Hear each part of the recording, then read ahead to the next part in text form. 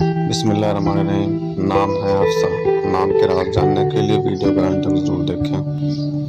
English نام Hafsa HAFSA۔ معنی ہے حضور کی زوجہ محترم کا نام ہے۔ مذہب ان کا ہے مسلم۔ لکی نمبر 3۔ ویڈیو پسند آئے تو لائک ضرور کیجیے۔ موافق دن جمعہ اور بدھ۔ موافق رنگ سبز، پیلا، ہلکا گلابی رنگ، خوبانی کے رنگ جیسا۔ موافق پتھر نیلم۔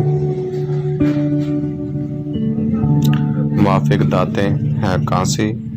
ابھی تک اگر آپ نے چینل سبسکرائب نہیں کیا تو کر لیجیے تاکہ ہر نیو ویڈیو آپ کے پاس جلدی پہنچ سکے اور بیل آئیکن کو پریس کرنا